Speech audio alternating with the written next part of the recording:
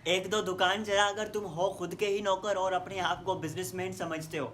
मुझे पता है आपको ये यकीन नहीं आ रहा, मगर ये मैं आज आपको साबित करके दिखाऊंगा कि एक दुकानदार जो है ना वो एक तरीके से नौकर ही होता है। क्योंकि आज इस वीडियो के अंदर हम यही समझने वाले हैं कि भाई एम्प्लॉय कौन होता है, सेल्फ एम्प्लॉय कौन होता है, इन्वेस्टर कौन होता है और बिजनेसमैन आखिर होता कौन है। हर कोई वैसे एक दो दुकान चलाकर और खुद को जो है ना बिजनेसमैन कहते हैं, थोड़ा सा कारोबार करके, बट हकीकत में बिजनेसमैन कौन होता है आप इस वीडियो के अंदर समझिएगा।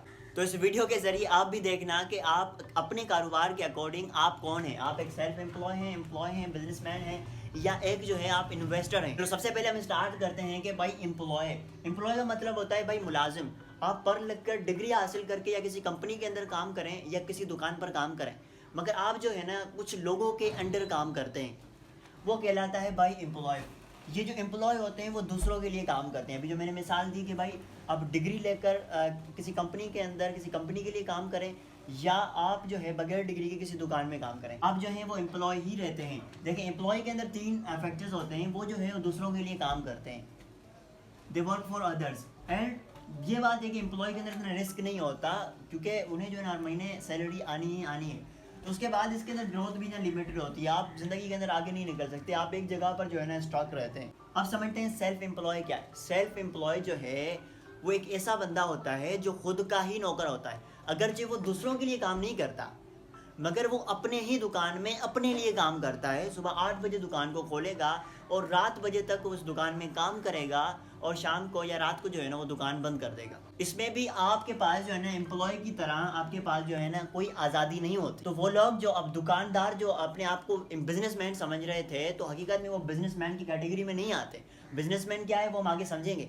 वो जो कैटेगरी में आते हैं वो है सेल्फ एम्प्लॉय। इसमें होता क्या है कि भाई आप जो है ना खुद के ही नौकर होते हैं। आप सुबह उठते हैं और रात तक काम करते हैं। अगर जो आप दूसरों के लिए काम नहीं करते मगर अपने ही लिए काम करते हैं, तो इसमें जो है ये आप जो है सेल्फ एम्प्लॉय की कैटेगरी में आते हैं। आई बात समझ में? क्योंकि वो आप जो है वो वर्क फॉर योर सेल्फ, आप खुद के लिए काम करते हैं। इसके अंदर जो है रिस्क बहुत कम होता है, यानी मीडियम रिस्क होता है, और इसके अंदर ग्रोथ भी मीडियम होती है। हाँ, मगर एम्प्लॉय से ये सेल्फ एम्प्लॉय फिर भी बेहतर है, क्योंकि यहाँ पर लिमिटेड ग्रोथ होती है, और जो सेल्फ एम्प्लॉय होते हैं ना वहाँ फिर भी मीडियम ग्रोथ होती है। फिर भी एम्प्लॉय से सेल्फ एम्प्लॉय को मैं ज़्यादा तरजीह दूंगा। और अब समझते हैं कि भाई इन्वेस्टर क्या है, उसके बाद हम समझेंगे भाई असल बिजनेसमैन कौन होता है। भाई इन्वेस्टर क्या होता है? इन्वेस्टर वो बंदा होता है जो किसी के लिए काम नहीं करता, ना ही खुद के लिए काम करता है। ये बंदा इतना चालाक होता है कि वो जो है ना पैसों को काम पर लगाता है, और पैसे जो है ना उसके लिए काम करते हैं।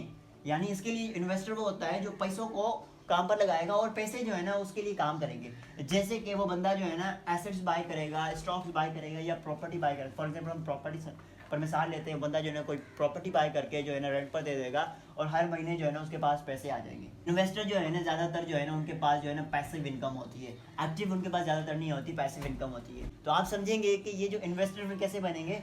हकीकत में इन्वेस्टर जो है ना एक बिजनेसमैन ही होते हैं, या इनका स्टार्ट जो है ना वो या एम्प्लॉय से होता है या सेल्फ एम्प्लॉय से। फिर वो अपने आप को ग्रो करके जो है ना इन्वेस्टर की कैटेगरी के अंदर जाते हैं। या तो वो जनरेशनल होंगे, यानी उनके अब्बू जो है वो पैसे वाले थे, तो वो उन्होंने उनके ही पैसे इस्तेमाल करके जो है ना इन्वेस्टर बन गए। अब सवाल उठता है कि भाई बिजनेसमैन कौन है। देखो बिजनेसमैन एक वो बंदा होता है जिस बंदे के अंडर जो है एक सिस्टम, एक मुकम्मल टीम जो है ना काम करती है। फॉर एग्जाम्पल हम मिसाल लें, एक कंपनी है, ये जो बंदा होगा बिजनेसमैन उस कंपनी का जो है फाउंडर कहलाएगा, और उसके अंडर जो है ना एक मुकम्मल सिस्टम होगा, एक मुकम्मल टीम होगी जो उस कंपनी के अंदर काम करेगी, उस कंपनी को जो है ना चलाएगी। इसी तरह हम एक छोटी सी मिसाल लें तो उसमें ये हो गया, एक बंदा है जिसकी कुछ कपड़ों की दुकानें हैं। अब 4, 5, 10, 12, 20 जितनी भी दुकानें हैं, अब उस दुकानों पर ये बंदा जो है ना खुद नहीं बैठता। इस बंदे ने एक मुकम्मल सिस्टम बनाया है, टीम बनाई है, जो टीम जो है उसके पूरे कारोबार को संभालती है। ये बंदा जो है ना सिर्फ उस टीम की जो है ना निगरानी करता है। तो असल बिजनेसमैन की डेफिनेशन ये होती है।